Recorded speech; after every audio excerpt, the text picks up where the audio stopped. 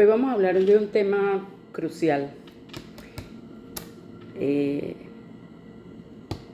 Irak y el espejo que Venezuela tiene que verse, porque las guerras no concluyen con los bombardeos. Algunas continúan silenciosamente mediante mecanismos financieros, jurídicos e institucionales que constituyen una ocupación militar por una forma más sofisticada. Irak constituye uno de los ejemplos más ilustrativos de esa realidad, 2023, hasta el día de hoy, y al mismo tiempo una advertencia para cualquier nación que quiera proteger sus riquezas. Tras la invasión del 2003, el discurso oficial prometía democracia, reconstrucción y prosperidad. 2 décadas después, la experiencia iraquí demuestra que la reconstrucción de un Estado puede convertirse también en la reconstrucción de un sistema de dependencia. Uno de los instrumentos más eficaces de ese modelo fue el manejo de los ingresos petroleros. Después de la ocupación, se creó un fondo para el desarrollo de Irak, mediante el cual los recursos provenientes de las exportaciones del petróleo debían depositarse en una cuenta administrada a través del Banco de la Reserva Federal de Nueva York, es decir, Venezuela Dixit. Inicialmente se argumentó que ello permitía proteger esos activos frente a reclamaciones derivadas del antiguo régimen y garantizar la transparencia en la reconstrucción. En el caso nuestro dicen que es para que no se los roben. Sin embargo, el tiempo demostró que aquel mecanismo no era simplemente una medida administrativa, era una arquitectura de poder. Aunque formalmente los recursos pertenecen al Banco Central de Irak, la infraestructura financiera por la que circulan permanece vinculada al sistema estadounidense. En consecuencia, el acceso efectivo de los ingresos petroleros depende del funcionamiento de un circuito financiero que Washington puede supervisar, ralentizar, condicionar cuando lo considere necesario o robárselo. Simple. Entonces la soberanía se dejó de medir por la existencia de una bandera o de un gobierno. Empezó a depender de quien controla las llaves del sistema financiero. La evidencia muestra que esa dependencia ha tenido consecuencias políticas concretas. En momentos de tensión entre Bagdad y Washington, especialmente cuando sectores del gobierno iraquí plantearon reducir la presencia militar estadounidense, surgieron las advertencias sobre las restricciones a los fondos petroleros. Más allá de las justificaciones técnicas o regulatorias, el mensaje era claro. Quien controla el flujo de recursos estratégicos dispone también de una poderosa herramienta de presión política. Quizás el aspecto más dramático de esta historia sea que semejante tutela económica no produjo la reconstrucción prometida. Miles de millones de dólares destinados oficialmente a la recuperación del país terminaron en contratos adjudicados a grandes empresas extranjeras y contratistas vinculadas al proceso de ocupación.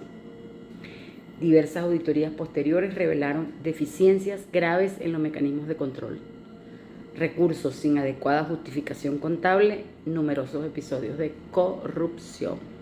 Mientras tanto, gran parte de la infraestructura iraquí continuó deteriorándose y amplios sectores de la población siguieron enfrentando carencias básicas. Entonces la paradoja resulta evidente.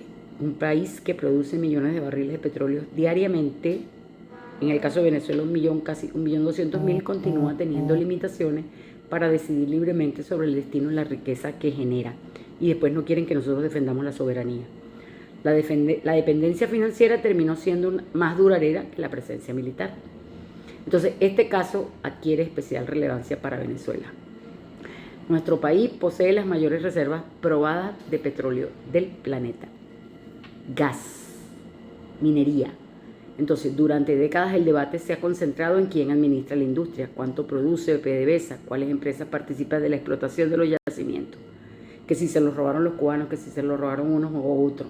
Sin embargo, la pregunta más importante es quién controlará finalmente esos recursos derivados de la riqueza nacional. La experiencia iraquí demuestra que la pérdida de soberanía no necesariamente comienza con la privatización formal de los recursos. Ya en Venezuela se dio ese paso. Puede iniciarse mucho antes, cuando los mecanismos financieros, los contratos internacionales, las garantías de inversión y la infraestructura y las estructuras de pago terminan trasladando el centro real de decisión fuera del territorio nacional. Pero además todos esos contratos firmados por una ilegitimidad. Entonces, puedes conservar jurídicamente la propiedad del petróleo mientras pierdes progresivamente el control efectivo sobre los beneficios que esto genera. Ni siquiera jurídicamente los conserva porque la ley te los quitó. Entonces la historia ofrece abundantes ejemplos de cómo las grandes potencias han comprendido que controlar la finanza resulta muchas veces, o la mayoría de las veces, más eficaz que controlar el territorio.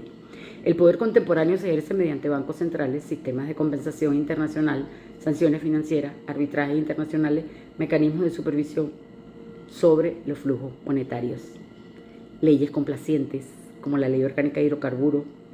No siempre hacen falta bases militares permanentes cuando controlan las cuentas donde llegan los ingresos estratégicos de un Estado. Para Venezuela esta reflexión adquiere una importancia extraordinaria en el contexto de cualquier futura reconstrucción, porque el país necesitará inversión, financiamiento y cooperación internacional, pero ninguna necesidad económica debería conducir a aceptar mecanismos que comprometan el principio constitucional según el cual los recursos pertenecen a la nación, a las próximas generaciones y deben ser administrados a beneficio exclusivo del pueblo venezolano. La reconstrucción no puede convertirse en una nueva forma de tutela.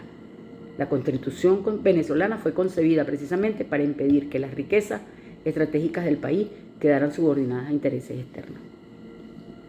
La defensa de la soberanía no consiste únicamente en preservar la propiedad formal de los hidrocarburos, no, de los recursos, de las minas. Exige mantener también el control efectivo sobre los ingresos auditables, las decisiones financieras y las políticas públicas derivadas de esa riqueza.